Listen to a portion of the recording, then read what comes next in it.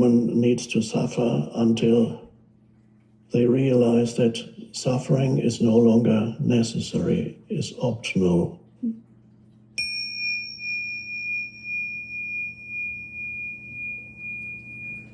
An interesting question you could ask yourself: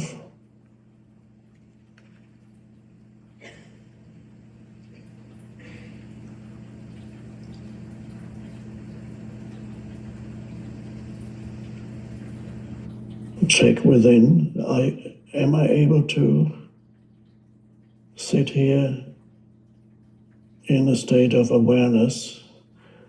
In other words, am I able to sit in this room quietly, meaning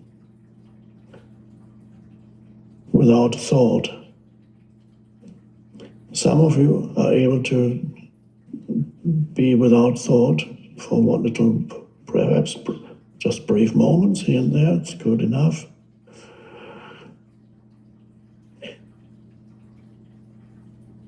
To simply decide to be present instead of thinking like this.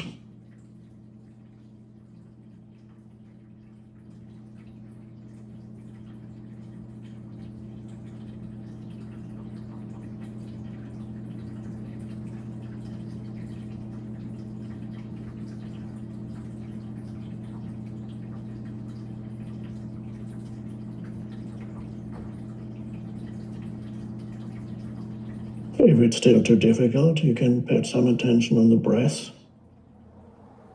as it leads you into presence. You're present with the breath.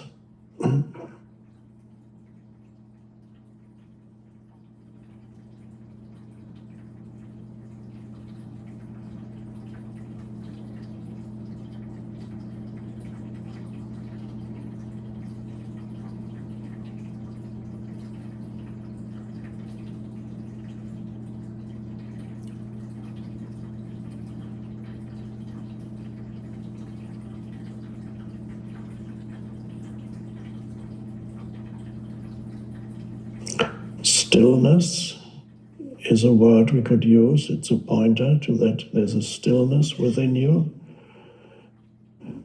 Still is an interesting word in English. It could refer to cessation of movement in the sense of sit still. You can tell a child, sit still, okay? Be still, meaning don't move. Or it could refer to the absence of noise, which could be external noise. Usually it's very still, it refers to external noise. But this is the inner stillness we're talking about, which is the absence of the movement of thought.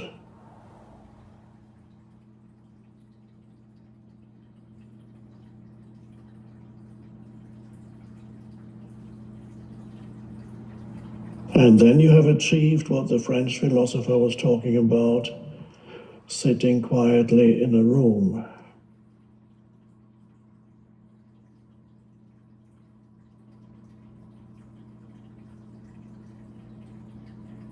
And traditionally, that for many people, it's associated with doing a meditation.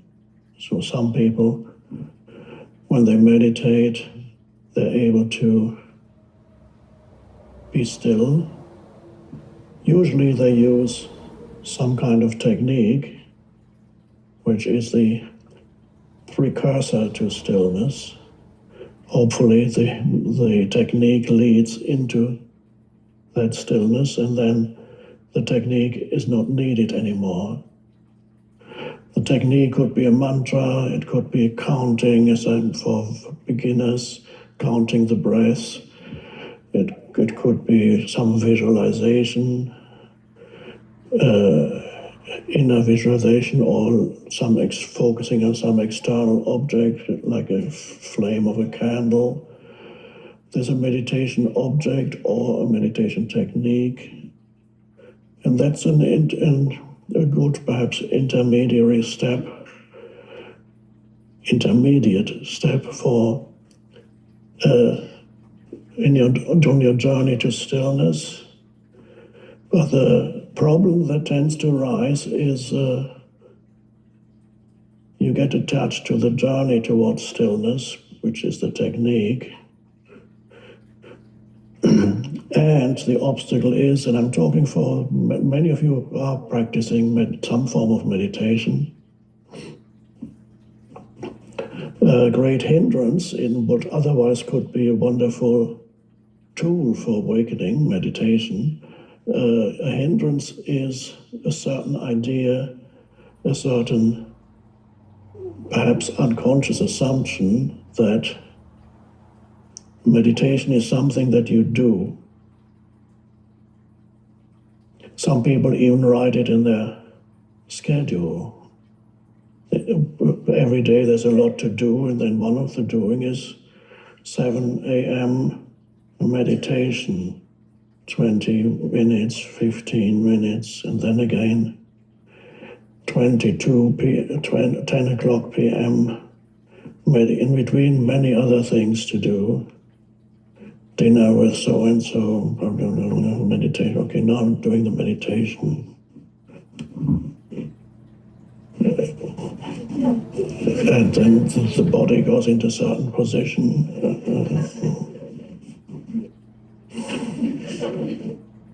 Okay, okay.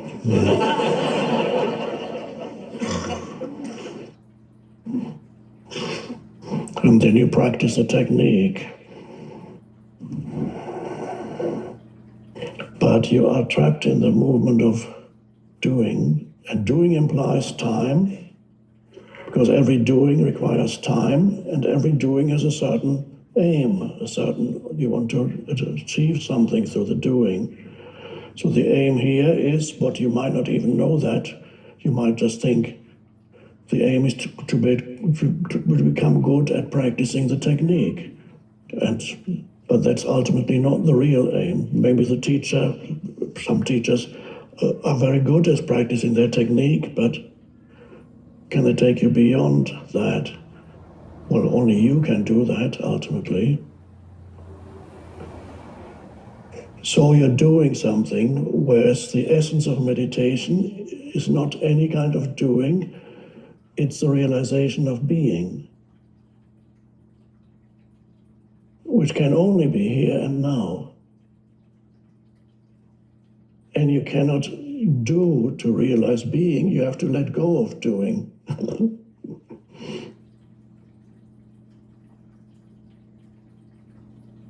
So it requires no time.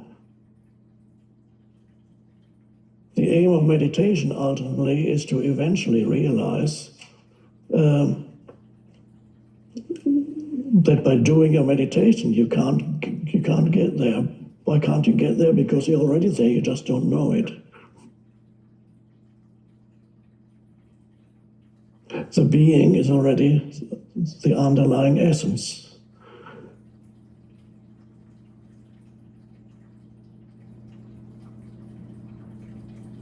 However, there's a paradox,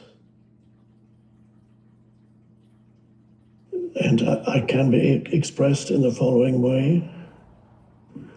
It appears that many people need time in order to realize, or before they realize, that they don't need time. They need time to realize that they don't need time.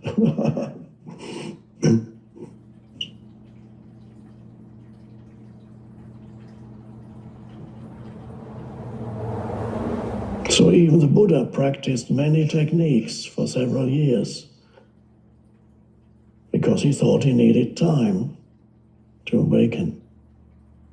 And then at some point he let go of all techniques and sat under a tree, gave up the techniques. His disciples left him. He said he lost it. And there he sat alone under a tree. All time came to an end. He wasn't going anywhere anymore. So then the realization of being happened. The question that then may arise is, couldn't he have done that from the very beginning?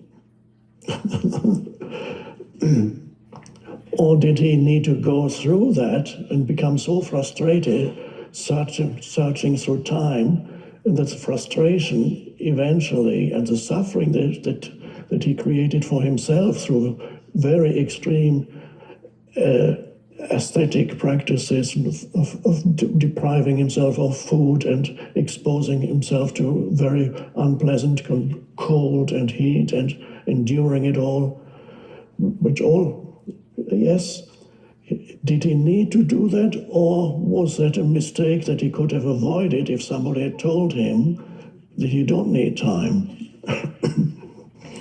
This remains unanswered.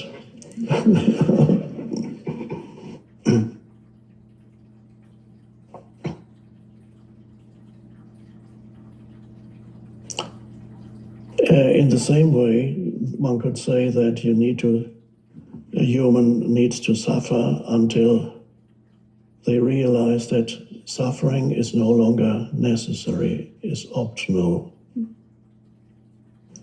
I'm talking about psychological suffering.